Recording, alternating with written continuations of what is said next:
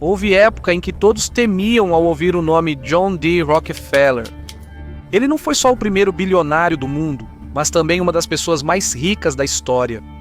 Seu império, a Standard Oil, tornou-se o monopólio mais dominante do mundo ao esmagar brutalmente os concorrentes, assumir o controle de várias indústrias, subornar o governo para submissão e tratar os negócios como se fosse uma guerra. Por suas práticas impiedosas e acordos secretos, Rockefeller ganhou muitos inimigos. Sua carreira teve rivalidades amargas, como com Andrew Carnegie, e batalhas contra presidentes dos Estados Unidos da América, mas antes de ser o titã da indústria do petróleo, Rockefeller estava no fundo da sociedade. Sua história é um dos poucos casos em que alguém consegue ascender do fundo da pobreza ao pico absoluto de riqueza e poder. A trajetória de Rockefeller é tanto inspiradora quanto assustadora. Exemplo do que ocorre quando ganância e ambição saem do controle. Vou levá-lo a 1839, quando o jovem John D. Rockefeller nasceu na pobreza.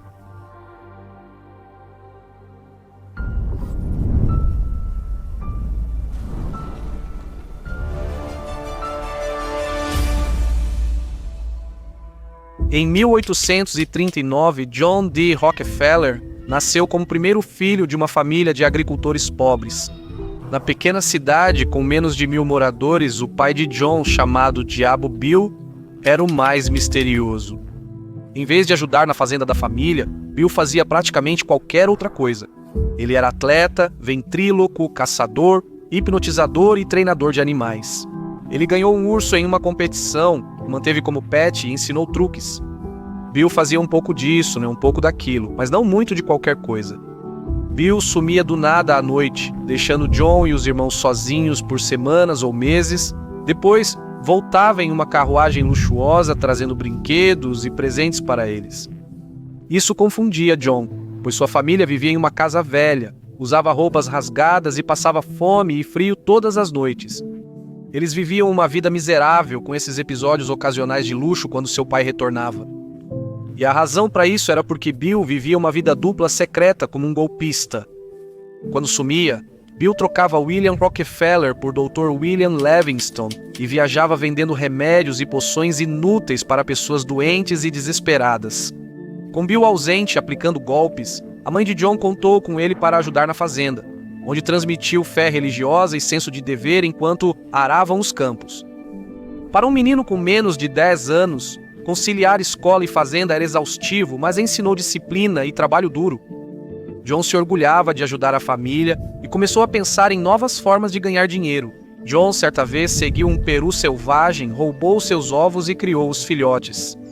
Quando os perus cresceram, John vendeu alguns com bom lucro e ficou com outros para obter mais ovos e repetir o processo. Mesmo jovem, John contribuía semanalmente com alguns dólares, afetando bastante as finanças da família. Parecia que os Rockefellers enfim teriam uma vida estável. Quando John tinha 10 anos, seu pai Bill foi acusado de agredir sexualmente uma jovem. Embora nada tenha sido provado, os Rockefellers ainda enfrentaram desgraça pública e por isso foram forçados a arrumar suas malas e encontrar um novo lar. Você pensaria que depois desse evento, Bill reduziria seus esquemas e infidelidade para focar em curar sua família. Ao invés disso, ele fez o oposto. Usando a identidade falsa de Dr. William Livingstone, Bill se casou com outra mulher em outro estado, onde não era reconhecido. Ele escondeu isso e nem a mãe de John nem a outra mulher souberam que ele tinha 2 esposas. O efeito era claro, Bill raramente estava por perto.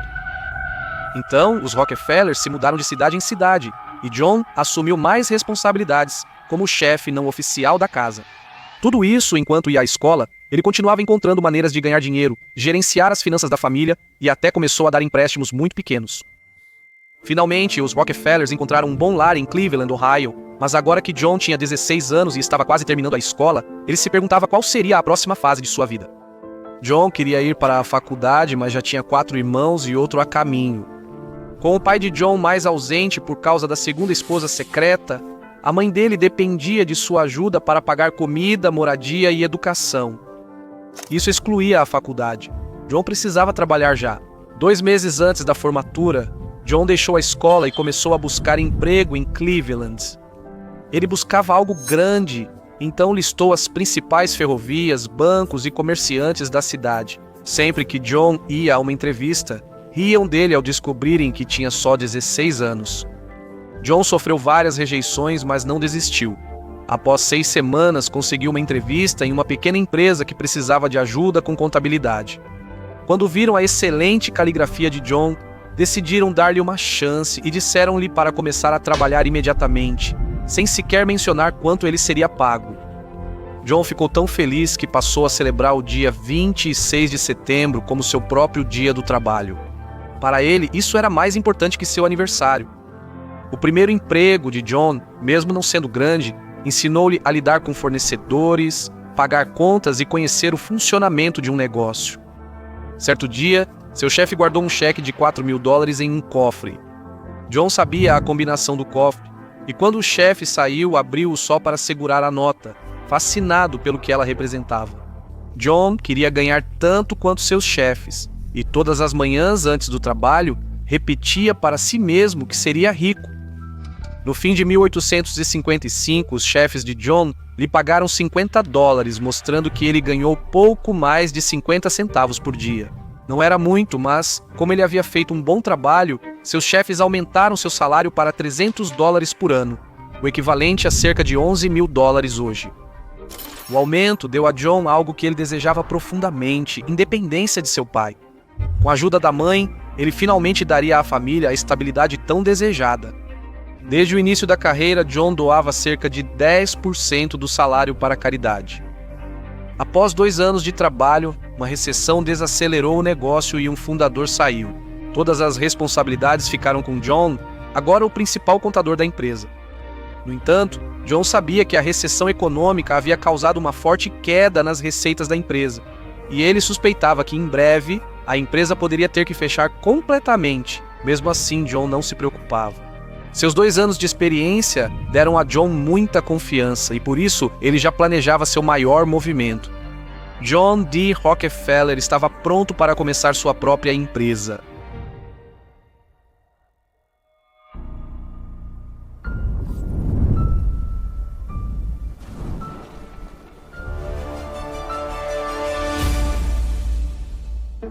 No primeiro emprego, John fez amizade com Morris Clark, químico de 28 anos que trabalhava na mesma rua.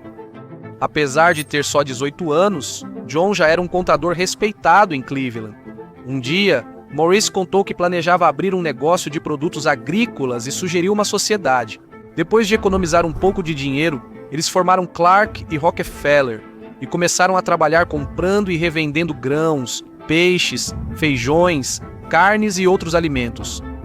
No começo foi difícil, John e Maurice ficavam exaustos buscando clientes, mas ter o próprio negócio lhes dava grande orgulho. E mesmo que ele fosse um pouco tímido e quieto no início, John era um vendedor capaz. Por ser tão maduro, todos o chamavam de Sr. Rockefeller. Homens mais velhos do setor confiavam nele, e os clientes da Clark e Rockefeller aumentaram rápido. O principal problema deles era a falta de capital para expandir o negócio e atender mais clientes.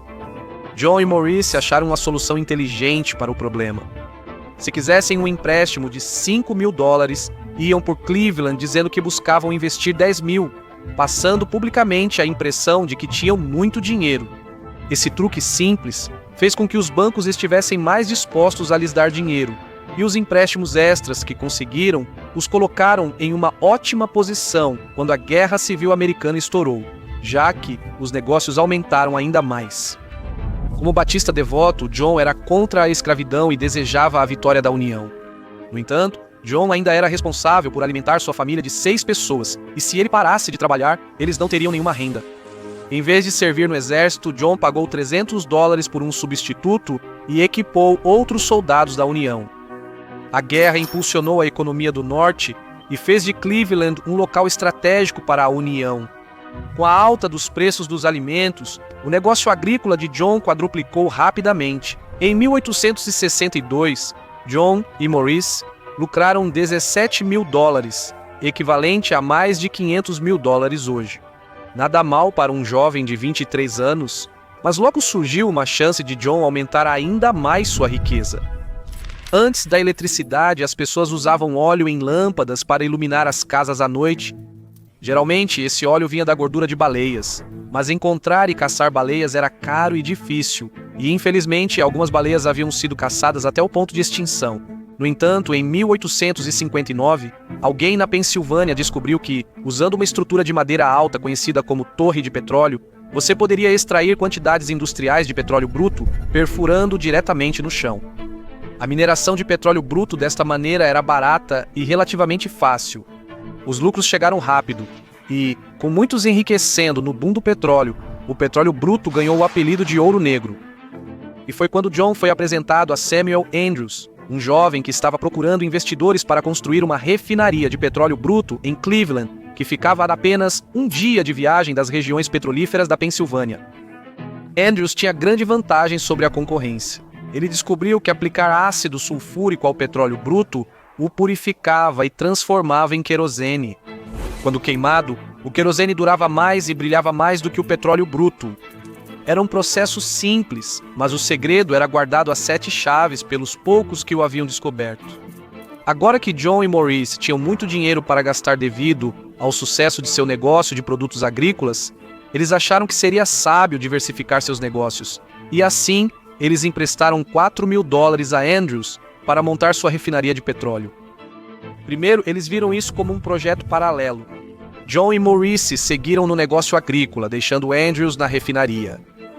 A configuração foi simples e, por ser o querosene superior ao petróleo bruto, começou a vender muito. John não podia mais ignorar os números. Em apenas um ano, a refinaria de petróleo se tornou o lado mais lucrativo do negócio. Juntos, John e Maurice decidiram fazer uma jogada ousada.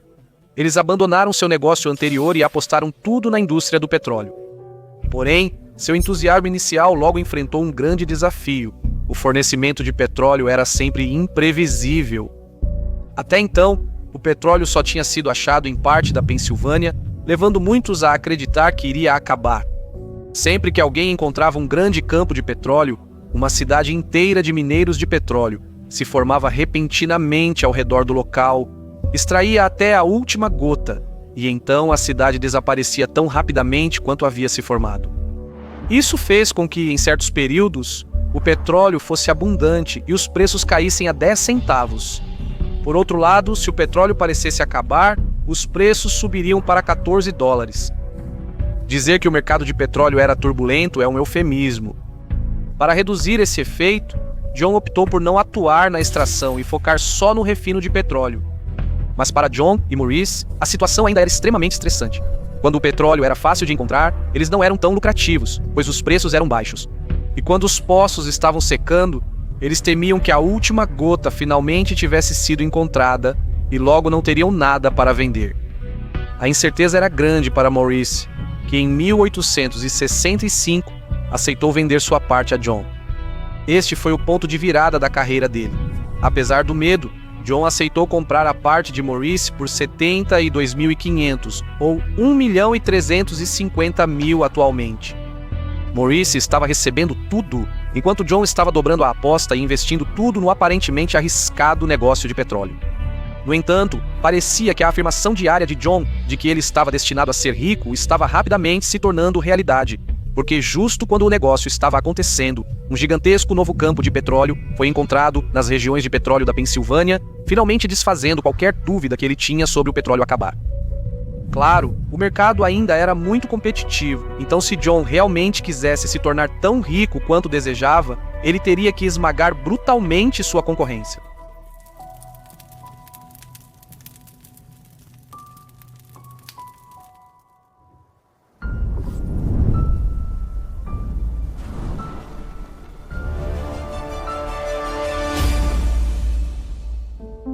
No ano anterior à compra da parte do seu parceiro de negócios na empresa, John casou-se com uma mulher que compartilhava sua devoção religiosa. Apesar do bom salário, John comprou uma casa simples em Cleveland para começar a família. Com a vida doméstica em ordem e a economia do norte em alta após a vitória do Exército da União na Guerra Civil, John estava pronto para construir seu império. Com seu parceiro fora, John renomeou a empresa para Standard Oil, iniciou a construção de outra refinaria e passou a exportar querosene para a Europa. John achava que a indústria do petróleo o faria rico, mas logo percebeu que precisava de ajuda.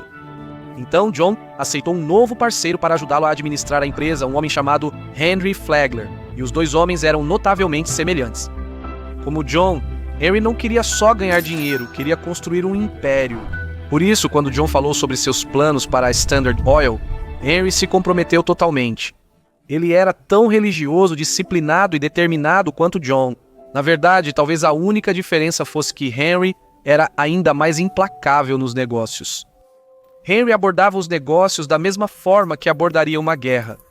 A única maneira de vencer era esmagar completamente o seu inimigo, e assim, John também adotou essa filosofia.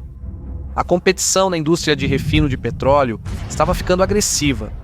Agora que outros haviam descoberto quão simples realmente era o processo de refino, o produto de Rockefeller não era mais único. Novas marcas de querosene estavam surgindo em todo o mercado. Então, John e Henry começaram a tramar e decidiram formar alianças estratégicas que não apenas aumentariam os lucros da Standard Oil, mas também prejudicariam seus concorrentes ao mesmo tempo. Um exemplo foi quando John conspirou secretamente com as ferrovias para obter custos de transporte melhores que seus concorrentes. Na época, o petróleo era transportado por uma grande rede de trens dominada pelas empresas New York Central, Erie e Pennsylvania Railroad, a mais poderosa dos Estados Unidos da América.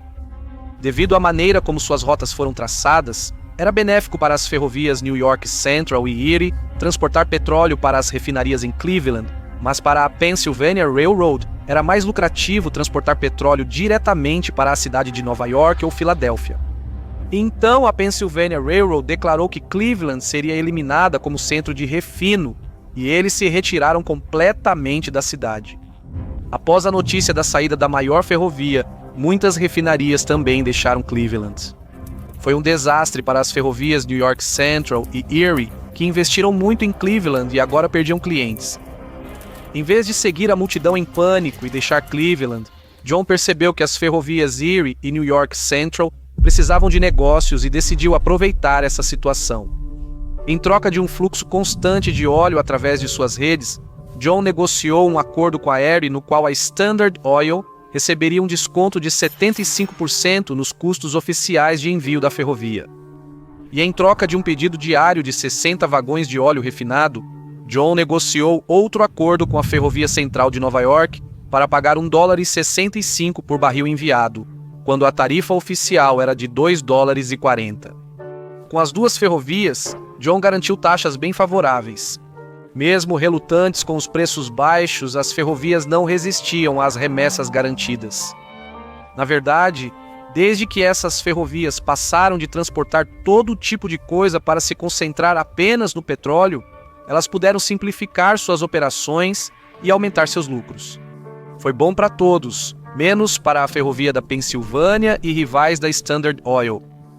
Com o acordo, Cleveland virou o maior centro de refino do país, enquanto a ferrovia da Pensilvânia, que deixou a cidade, ficou em grande desvantagem ao tentar retomar os negócios. E claro, os descontos que John havia negociado com as ferrovias, conhecidos como descontos ferroviários, eram mantidos em segredo dos concorrentes da Standard Oil, e assim, todas as outras empresas de petróleo teriam que pagar o preço cheio para transportar seu petróleo nos mesmos trens. E aqui está o ponto, porque John sabia com certeza que seus custos agora eram menores que todos os seus concorrentes. Ele foi capaz de desencadear uma guerra de preços. John reduziria o preço do petróleo, forçando concorrentes a fazer o mesmo para se manter no mercado. Mas como John sabia que seus concorrentes estavam pagando mais do que ele para transportar o petróleo, e assim tinham custos mais altos, mesmo que cobrassem o mesmo preço pelo seu petróleo, John ainda estava obtendo mais lucro. Ele sabia que seus concorrentes não seriam capazes de sobreviver. Então, John continuou cortando os preços e, eventualmente, o preço ficaria tão baixo que alguns concorrentes iriam à falência. Uma vez que eles quebrassem, a Standard Oil teria muito menos concorrência. Então, John poderia aumentar o preço novamente e cobrar ainda mais do que cobrava originalmente. Era brutal, mas era extremamente eficaz. Agora, John sabia que esses descontos ferroviários eram moralmente duvidosos. Eles davam às grandes empresas um tratamento extremamente preferencial em relação às menores. Porém, só após mais de uma década, uma lei antitruste seria aprovada para impedir práticas monopolistas. Então, legalmente, John não estava fazendo nada de errado. E assim, enquanto isso, essa estratégia beligerante para esmagar os concorrentes estava dando certo, e a Standard Oil acumulava lucros enormes. Porém, havia um problema. O enorme excedente de petróleo significava que os preços do petróleo haviam caído para tão baixo quanto 2,40 por barril. E à medida que mais campos de petróleo eram encontrados na Pensilvânia, parecia que o preço continuaria a cair. A concorrência estava por um fio. John estimou que cerca de 90% dos refinadores de petróleo estavam perdendo dinheiro. John temia que seu sucesso fosse ofuscado por um colapso da indústria do petróleo. Ele acreditava que, se enfrentassem um problema sistêmico, precisariam de uma solução para todo o setor. E a solução de John seria organizar um monopólio ainda mais dominante, como nunca antes visto.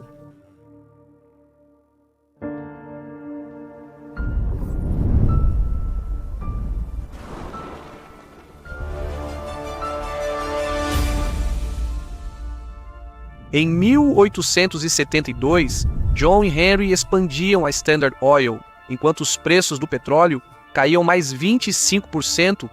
Eles sabiam que se não fizessem algo em breve, toda a indústria poderia entrar em colapso e eles cairiam junto com ela. Então, John decidiu colaborar com o presidente da Pennsylvania Railroad, Tom Scott. John e Scott tornaram-se rivais após o acordo de John com as duas grandes ferrovias, mas agora Scott buscava um acordo secreto ainda mais ambicioso e implacável. Scott sugeriu uma aliança secreta entre as principais ferrovias e um grupo restrito dos maiores refinadores, incluindo Rockefeller. Assim, a Standard Oil e as ferrovias Pennsylvania, New York Central e Erie formaram uma aliança chamada South Improvement Company, ou South Improvement Company. O acordo previa que, em troca de um desconto secreto de 50% no transporte, John usaria apenas essas ferrovias para enviar seu petróleo. Mas John queria mais do que benefícios próprios. Ele fez o acordo para prejudicar a concorrência. Por exemplo, se alguém fora da aliança secreta transportasse querosene nessas ferrovias, a Standard Oil ainda teria 50% de desconto no frete. Essas desvantagens faziam com que os concorrentes da Standard Oil pagassem mais pelo transporte de óleo nas mesmas ferrovias, e parte desse valor ia direto para Rockefeller. Além disso, as ferrovias secretamente passavam a John informações sobre as remessas dos concorrentes. Ele conheceria todos os detalhes dos negócios de seus rivais, e assim ele poderia superá-los vendendo querosene a preços mais baixos.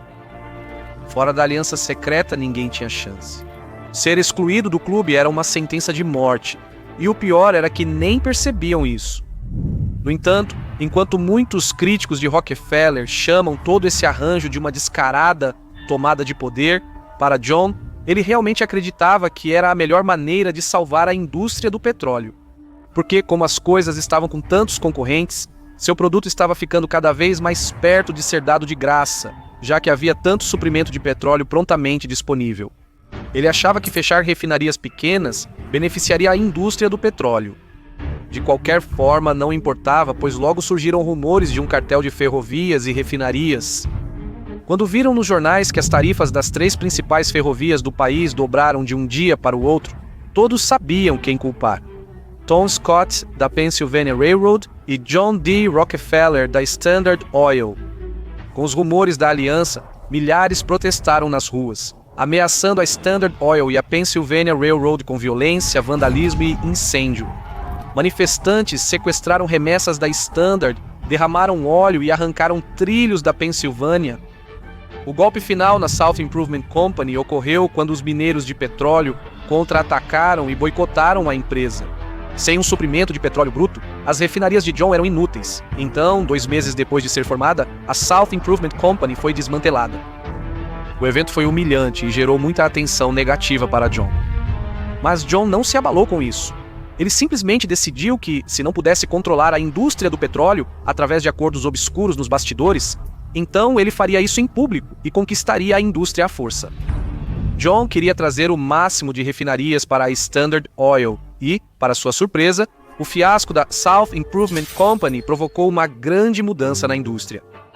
Apesar da muito pública queda da aliança South Improvement Company, ainda havia sussurros de um cartel secreto de ferrovias e refinadores, com muitas pessoas paranoicas de que ainda deve haver algum tipo de acordo secreto em vigor entre as grandes ferrovias e os grandes refinadores. Mesmo que não houvesse, os rumores se espalharam por toda parte. Os refinadores de petróleo estavam com medo de que, se a Standard Oil ainda tivesse um acordo secreto com as ferrovias, eles seriam esmagados, e John decidiu usar essa ameaça a seu favor. Em um período de 6 semanas, agora conhecido como o Massacre de Cleveland, John conseguiu intimidar 22 das 26 empresas de refino de petróleo em Cleveland a venderem por frações do que seus negócios realmente valiam. Mesmo sem prosseguir, a South Improvement Company gerou medo e fez vários refinadores venderem suas empresas para John em pânico. Além disso, como muitos outros refinadores estavam perdendo dinheiro de qualquer maneira, John mostrava a eles as finanças de sua empresa para que pudessem ver o quão bem a Standard estava indo e para provar a eles que ele poderia superar todos eles. Para a maioria dos refinadores, a escolha entre lutar uma batalha perdida e vender tudo era óbvia. Quando alguém vendia tudo, John oferecia só 2 opções. Eles poderiam assinar um contrato condenatório, proibindo-os de entrar na indústria novamente, ou poderiam se juntar à Standard Oil. Como quase todos os concorrentes foram para a Standard, John contava com os melhores talentos do setor. Todos esses empreendedores agora estão sob o controle da Standard Oil, formando uma única grande empresa. Além disso, quando as novas refinarias passaram a ser propriedade da Standard, elas foram equipadas com a mais recente tecnologia de refino de petróleo, o que reduziu drasticamente os custos. Em meados de 1873, John estava no controle de um império, com um número crescente de refinarias altamente eficientes, que juntas podiam enviar mais de 1 milhão de barris de querosene todos os anos. Agora ele tinha um monopólio sobre as refinarias de Cleveland. Em 18 de setembro de 1873, na Quinta-feira Negra, várias falências bancárias causaram uma recessão de 6 anos nos Estados Unidos da América. Pela primeira vez, o preço do petróleo caiu não pelo excesso de oferta, mas por ausência de demanda. A Standard operou só 2 das 6 refinarias principais em Cleveland. E 1 ano após a Quinta-feira Negra, um único barril de petróleo era negociado por apenas 48 centavos, a menos que o custo de uma quantidade igual de água. Todos, de mineiros a ferrovias e refinarias, temiam o destino inevitável, a falência. Devido à gestão financeira da Standard Oil, bom crédito bancário e refinarias modernas, John foi um dos poucos refinadores do país a lucrar. Como sempre, John via cada crise como oportunidade e sentia o cheiro de sangue na água. John já dominava Cleveland, um dos principais centros de refino do país. Ele sabia que as condições econômicas ruins afetavam todo o país, e refinadores em Pittsburgh, Filadélfia e Nova York também enfrentavam grandes dificuldades. Assim, John decidiu que aquele era o momento certo para adquirir o máximo possível. John lançou uma campanha nacional de aquisição e, quando alguém relutava em vender, ele usava meios indiretos para pressionar a submissão. Por exemplo, ele compraria todas as máquinas de refino e barris disponíveis para que os concorrentes nem pudessem produzir ou embalar seu óleo. E se de alguma forma eles conseguissem produzir algum óleo, ele reservaria todas as ferrovias por meses para que eles nem pudessem enviá-lo para lugar algum. John também pressionava as ferrovias a elevar tanto os preços para outros refinadores que eles logo iam à falência. Com registros detalhados das remessas dos concorrentes, ele esperava até estarem quase falidos, e então oferecia comprá-los por centavos. Todos que a Standard Oil queria adquirir foram incorporados pelos gigantes ou destruídos por sua pressão.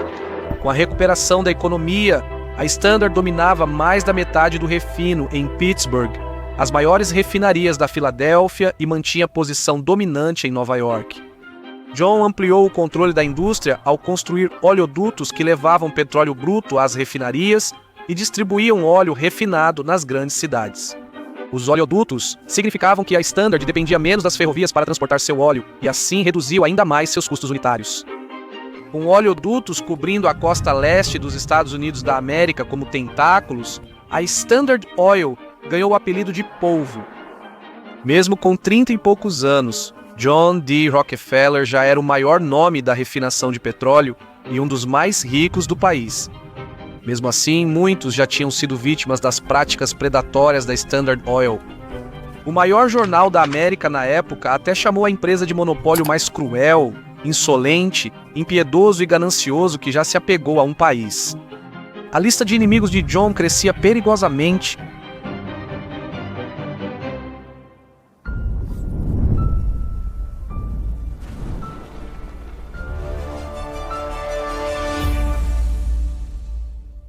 Para as ferrovias, a indústria do petróleo era uma grande fonte de negócios, pois precisavam transportar o petróleo dos poços às refinarias e destas para as cidades. Quando a Standard Oil construiu uma grande rede de oleodutos na costa leste dos Estados Unidos da América, as ferrovias perceberam que um de seus maiores clientes estava se tornando parte da elite das máfias. Tom Scott, dono da Pennsylvania Railroad, resolveu criar oleodutos próprios. Mesmo assim, fez algo que John não aprovaria. Passou a construir refinarias próprias. Agora, Scott competia diretamente com John, que viu isso como declaração de guerra. Ele resolveu atacar a empresa mais poderosa da América. John cancelou todos os negócios com a Pennsylvania Railroad e transferiu o óleo para outras ferrovias. Então, John baixou o preço do querosene da Standard Oil, o que significava que os concorrentes tinham que fazer o mesmo, reduzindo assim suas margens de lucro e diminuindo os pedidos de envio na Pennsylvania Railroad. Por fim, John fez as ferrovias New York Central e Erie reduzirem muito as taxas de envio para prejudicar ainda mais a Pennsylvania Railroad. Essas estratégias funcionaram muito bem. A Pennsylvania Railroad precisou pagar aos refinadores para transportar óleo e competir. Scott precisou demitir centenas de funcionários e cortar em 20% o salário dos que permaneceram. Mas o ataque de John não afetou só a Pennsylvania Railroad. A BIO também fez demissões e cortes salariais, então o ataque de John à Pennsylvania Railroad acabou provocando uma das greves trabalhistas mais violentas da história dos Estados Unidos da América. Dezenas morreram na confusão, e em Pittsburgh, a Pennsylvania Railroad perdeu 500 vagões, 120 locomotivas e 27 edifícios incendiados por manifestantes. Até John ficou preocupado com o caos que surgia.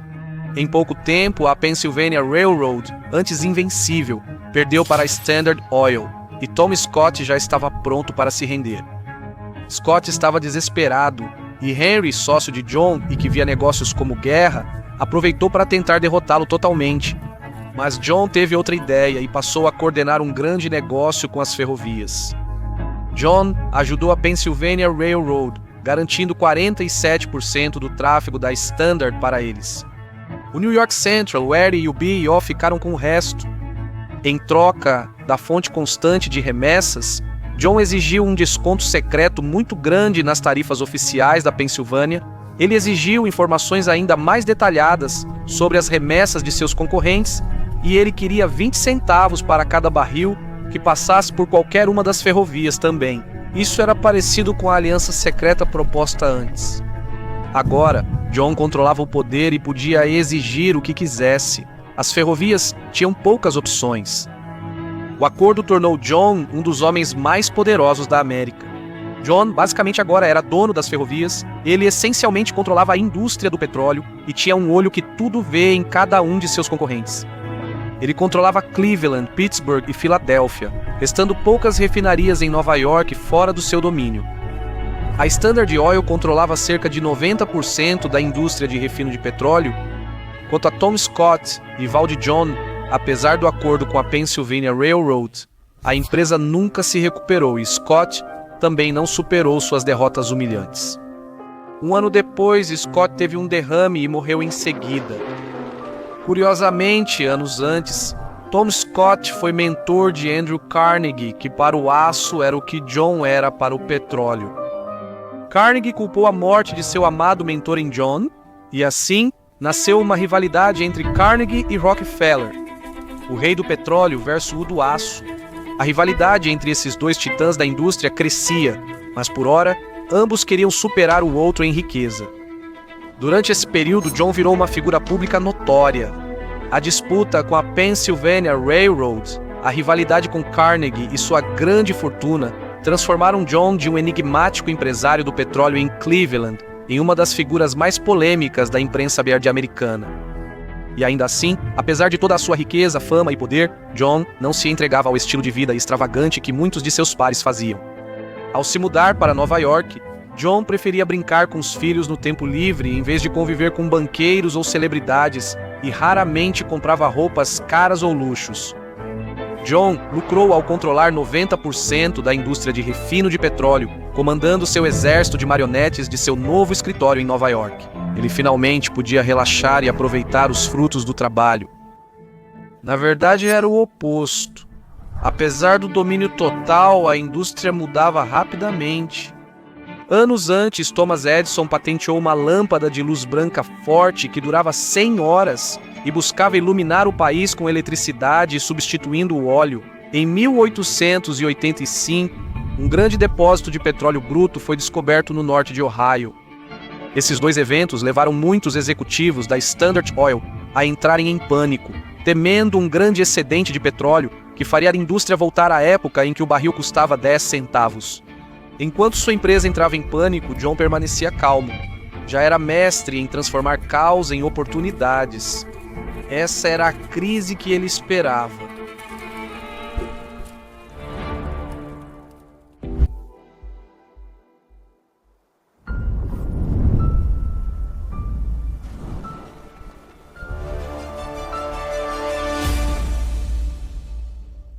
Até então, a Standard Oil atuava só na refinação de petróleo. John buscava integração horizontal, adquirindo empresas de refino que atuavam como ele. John sabia que a descoberta de petróleo em Ohio mudaria o setor e queria garantir que sua empresa lucrasse com os novos campos da região. Essa foi a desculpa que ele precisava para iniciar planos radicais de integração vertical, com a Standard Oil atuando em toda a cadeia de suprimentos. John basicamente queria eliminar quaisquer intermediários e controlar toda a indústria do petróleo ele mesmo, desde poços de petróleo até refinarias, transporte, armazenamento e distribuição. John aumentou a aposta em cada fase, tornando a Standard seu fornecedor, transportador, produtor e varejista. A operação existente da Standard Oil tinha a forte base de infraestrutura industrial de que precisava para garantir que continuasse ganhando dinheiro, enquanto John descobria como lucrar com os novos campos de petróleo de Ohio. Ele comprou terras, construiu torres de perfuração e instalou oleodutos para extrair e transportar petróleo. No entanto, rapidamente ficou claro que o petróleo de Ohio tinha um problema evidente. Mesmo refinado, tinha um cheiro tão ruim que era chamado de óleo de gambá, ninguém queria comprá-lo e era vendido por até 15 centavos o barril. Quase todos desistiram imediatamente de tentar vender o óleo de gambá. Em vez disso, John contratou químicos para estudar o óleo de gambá e, em um ano, eles descobriram como remover o enxofre responsável pelo mau cheiro. A Standard tornou-se a única a vender esse novo óleo mais barato, dando a John grande vantagem quando a produção aumentou em Oklahoma, Texas, Kansas e Califórnia anos depois. Ficou claro que a América estava sob um oceano de petróleo e a Standard Oil era a empresa melhor posicionada para aproveitar isso. Nessa época, os automóveis começaram a substituir as carruagens e, por sorte para John, o refino do petróleo produz um subproduto-chave, a gasolina. Com consumidores ricos sendo apresentados ao automóvel, a Standard encontrou uma razão para transformar um material que normalmente descartavam em uma fonte imediata de lucros extras. Isso significava que mesmo quando os Estados Unidos foram jogados em outra depressão econômica, em 1893 e 600 bancos tiveram que fechar suas portas, John estava mais uma vez prosperando mesmo nas piores condições econômicas. Com sua fortuna crescendo, John passou a ter papel secundário na Standard Oil e começou a pensar em investir em outros lugares. Para alguém tão competente nos negócios como John, espera-se que ele também seja um bom investidor.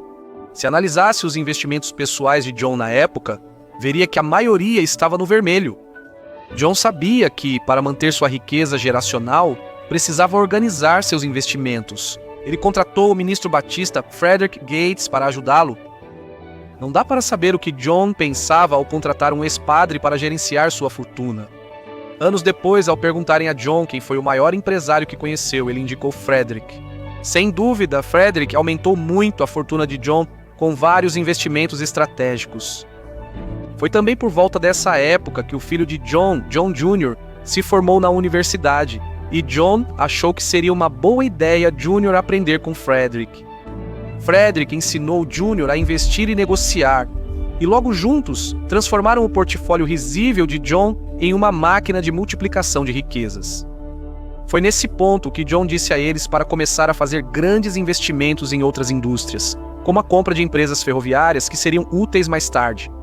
Mas o mais crítico desses investimentos foi uma longa faixa de terra em Minnesota, conhecida como a cadeia de montanhas Mesabi.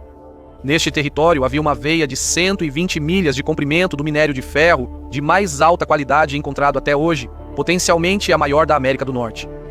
Agora, o ferro é o principal ingrediente necessário para produzir outro material importante, o aço. Quando Andrew Carnegie, o rei do aço, soube disso, temeu que John quisesse competir com ele no ramo do aço. John já planejava isso há muito tempo. Até agora, a rivalidade entre Rockefeller e Carnegie era realmente apenas sobre quem era mais rico, mas agora eles estavam em uma batalha aberta no território de Carnegie. John já não estava mais satisfeito em dominar a indústria do petróleo. Agora ele estava indo atrás da indústria do aço.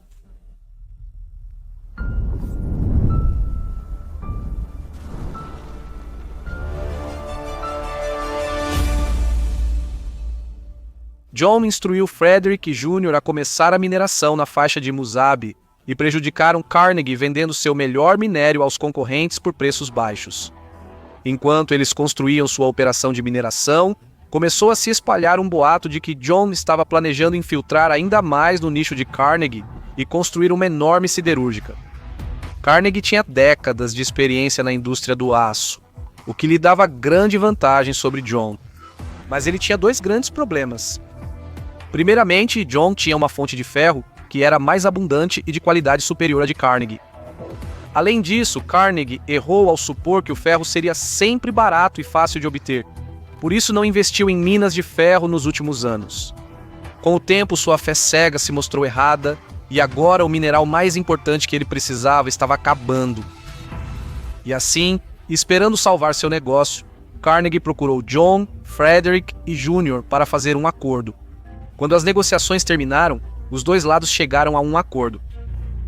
Carnegie concordou em comprar ao menos 600 mil toneladas de minério da mina de John anualmente e transportar essa quantidade, além de mais 600 mil toneladas de sua própria mina, somente pelos trilhos de John. Em troca, Carnegie teria um desconto secreto por levar tanto negócio à ferrovia dele. Era exatamente o mesmo tipo de acordo secreto, mutuamente benéfico que John estava acostumado a fazer com empresas ferroviárias para o transporte de seu petróleo, exceto que agora ele era o que estava dando um desconto secreto a Carnegie. Para selar o acordo, Carnegie prometeu não comprar terras em Mesabi e John não construir uma usina siderúrgica. A parceria era vantajosa para ambos os homens, e parecia que eles estavam dispostos a ignorar suas diferenças se isso significasse que ambos lucrariam enormemente. E claro, ao mesmo tempo, prejudicar ambos os seus concorrentes. O acordo entre esses ex-rivais logo virou manchete e causou alvoroço em Wall Street. Os investidores esperavam enriquecer investindo nas minas de ferro do John e nas siderúrgicas Carnegie, que pareciam imparáveis agora que estavam trabalhando juntas em vez de competir. No entanto, havia um homem que tinha um pouco mais de imaginação do que simplesmente investir separadamente em suas duas empresas. E esse homem era John Pierpont Morgan. John Pierpont Morgan percebeu que, ao unir o investimento de John ao negócio de Carnegie sob um nome, criaria um monopólio de aço mais lucrativo que a siderúrgica Carnegie e até maior que a Standard Oil. John Pierpont Morgan chamou isso de Estados Unidos Steel e, se tudo desse certo, poderia ser a empresa mais valiosa da história. John Pierpont Morgan se aproximou de John e perguntou por quanto venderia as minas de ferro Mesabi.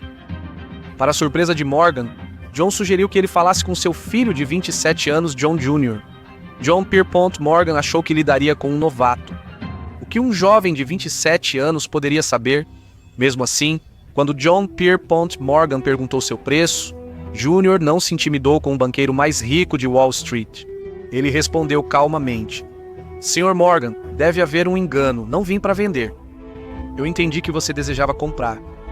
Jr. exigiu que o John Pierpont Morgan definisse o preço do território Mazabi, concentrando todo o poder da negociação nele. Morgan ficou tão surpreso que precisou sair do escritório para repensar a estratégia. Ele ofereceu 88 milhões e meio de dólares em ações da Estados Unidos Steel pela propriedade total das Minas Mazabi e sua operação, valor equivalente a mais de 3 bilhões e 100 milhões atualmente. Mais tarde, Morgan comprou todo o negócio de aço de Carnegie e o incorporou a Estados Unidos Steel e se tornou a primeira corporação do mundo a valer $1 bilhão. Mas lembre-se, John agora tinha grande parte da empresa, e suas ações da Estados Unidos Steel logo passaram de 200 milhões de dólares. Além disso, graças ao boom automobilístico e à necessidade de gasolina, a Standard Oil estava se transformando em um monopólio ainda mais poderoso do que era antes. Sem mencionar que, graças a Frederick, os investimentos de John agora também estavam em ordem. Com isso, a riqueza de John cresceu a níveis inimagináveis. Agora estava em várias indústrias e John, enfim, pronto para sair dos negócios. No entanto, John nunca anunciou publicamente sua aposentadoria, o que foi um erro crucial, pois o público ainda o associava intimamente com a Standard Oil. E isso logo voltaria para assombrá-lo, pois John estava prestes a se envolver no escândalo mais público de sua carreira.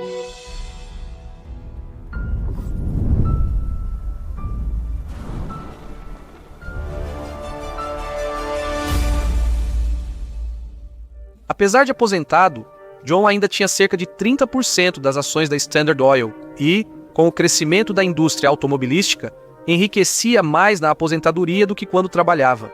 Devido às práticas comerciais brutais, a Standard ganhou uma imagem tão negativa que o presidente Theodore Roosevelt a escolheu como alvo em sua ascensão ao poder. Não foi a primeira tentativa dele. Antes, Roosevelt aprovou lei punindo descontos em ferrovias. Mesmo assim, não animou o público e o fim do primeiro mandato presidencial se aproximava. Roosevelt notou que a opinião pública sobre John e a Standard Oil passou de desgosto para ódio intenso. Isso aconteceu principalmente graças à jornalista Ida Tarbell. O pai de Tarbell era um refinador de petróleo, que faliu devido às táticas implacáveis de negócios de John. O sócio do pai chegou a se suicidar após perder toda a fortuna por causa de John. Agora, Tarbell estava publicando artigos mensais que contavam uma história detalhada sobre a empresa e o homem que havia falido seu pai e tornado sua infância miserável. Como esperado, ela não tinha muito a dizer de bom. Tarbell quebrou o segredo de John, expondo a história oculta da antes misteriosa Standard Oil, com John como protagonista.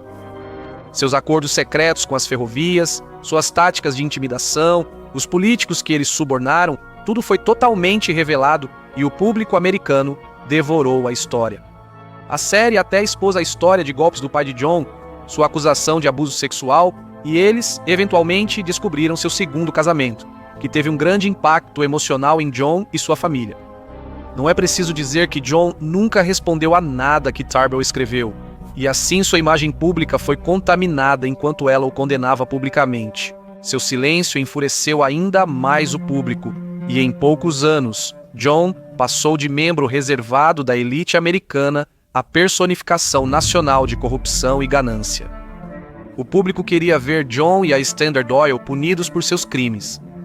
Então, quando o presidente Roosevelt se aproximava do fim de seu primeiro mandato presidencial, ele viu uma oportunidade de usar o sentimento do público a seu favor, fazendo da Standard Oil seu inimigo. Na campanha presidencial, Roosevelt prometeu combater monopólios.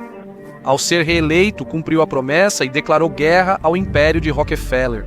Ele investigou a Standard Oil e finalmente usaram plenamente as leis antimonopólio antes ignoradas por políticos corruptos. Roosevelt anunciou que o governo processaria a Standard com toda a força dos Estados Unidos da América em um ataque histórico. A Standard foi acusada de monopolizar o petróleo, usar preços predatórios, obter descontos ferroviários, espionagem e ter concorrentes secretos. Além de ter que lutar contra 21 processos em estados individuais, o governo federal atingiu a Standard com o maior processo da história até aquele ponto. Foram mais de 1.000 exposições, 444 testemunhas e mais de 12 mil páginas de provas mostrando que a Standard Oil era um monopólio. O processo foi tão extenso que seguiu após a presidência de Roosevelt, mas sua meta de derrotar a Standard Oil acabou alcançada.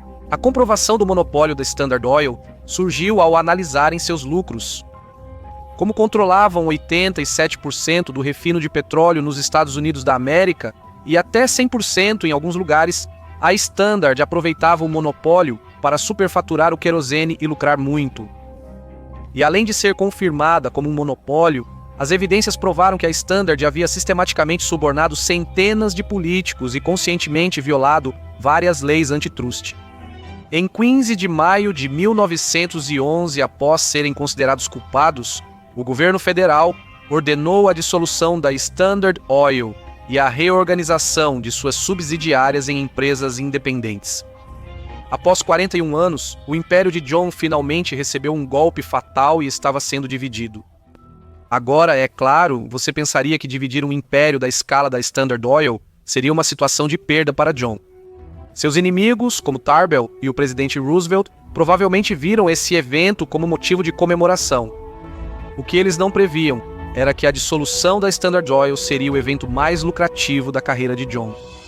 Veja, de fora, pode ter parecido que a Standard foi arruinada pela dissolução, mas na verdade era um momento bastante conveniente para a empresa ser desmembrada, pois muitas mudanças importantes estavam acontecendo na indústria como um todo. Com novos campos de petróleo em Texas e Califórnia, refinadores independentes ganhavam espaço nos mercados mais rápido que a Standard. Oriente Médio e Rússia surgiam como primeiros concorrentes internacionais relevantes. No ano anterior ao veredito, as vendas de gasolina superaram as de querosene, mudando o foco da indústria. Como John ainda tinha um quarto da Standard Oil, ao ser dividida em 34 empresas, recebeu ações em todas. Após abrirem capital, os investidores quase triplicaram o valor dessas ações. Então John ficou ainda mais rico. No fim de 1911, ano em que a Standard Oil foi dissolvida, John quase se tornou o primeiro bilionário do mundo. Andrew Carnegie agora estava muito atrás na luta pelo título de homem mais rico do mundo. Mas agora que John havia alcançado uma riqueza inimaginável, restava apenas uma pergunta: como ele usaria tanto dinheiro?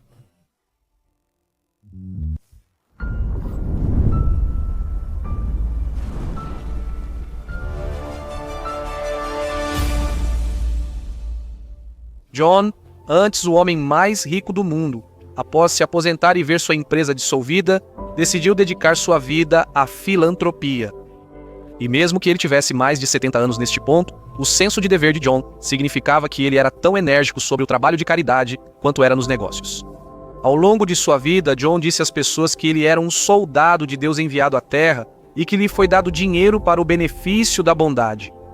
E John realmente queria causar um impacto no mundo. E para ser justo, desde que John recebeu seu primeiro salário, John deu a várias organizações pelo menos 10% do dinheiro que ele ganhou. E mesmo quando suas doações consideráveis foram publicamente rotuladas como apenas maneiras de melhorar sua imagem, John continuou a doar muito dinheiro anonimamente também. John queria que sua filantropia virasse uma máquina eficiente para manter seu legado. Em 1913, ele criou a Fundação Rockefeller com Frederick Gates e seu filho John Jr., que já cuidavam de seus investimentos. Até então, John doara quase 150 milhões de dólares e no futuro doaria um total de 540 milhões. Para acrescentar a isso, Frederick Jr. continuaram a doar mais 537 milhões de dólares através da fundação.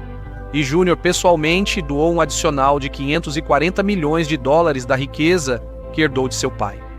Em mais de 100 anos, a Fundação Rockefeller já doou bilhões de dólares e continua fazendo doações atualmente. Calcular o valor total ajustado pela inflação é complexo, mas certamente supera dezenas de bilhões, colocando John entre os maiores filantropos da história. A Fundação Rockefeller concentrou-se em medicina e educação, contribuindo significativamente para a sociedade. Na medicina, as doações de John a laboratórios e centros de pesquisa impulsionaram inovações que salvaram centenas de milhares de vidas de doenças como ancilostomíase, malária e meningite. Na educação, o dinheiro de John ajudou a tirar o sul dos Estados Unidos da América da pobreza e construiu centenas de escolas, incluindo duas das instituições de pesquisa mais prestigiadas do mundo. Hoje, a Fundação Rockefeller contribui ainda mais para muitas outras causas, e tudo começou com um jovem de 16 anos que teve que entrar no negócio para ajudar a alimentar sua família. No entanto, isso obviamente levanta um interessante debate moral sobre o que realmente deveríamos pensar sobre Rockefeller. O legado de John tem dois lados. O autor de sua biografia escreve: o que o torna tão problemático é que seu lado bom era tão bom quanto seu lado ruim era ruim. É quase como se houvesse dois John D. Rockefellers completamente diferentes. Há inegavelmente um lado caridoso e diligente nele, mas também há um lado corrupto, implacável e brutal. Ambos os lados têm razão, mas independente da sua opinião sobre John D. Rockefeller, ele continua sendo um dos empresários mais fascinantes da história. Talvez por isso, após a morte de John aos 97 anos, seu filho homônimo disse: "Só houve um John D. Rockefeller." Se acha a história de Rockefeller polêmica, espere pelos escândalos de Andrew Carnegie. Basta clicar na miniatura na tela agora, e te vejo lá em um segundo. Saúde!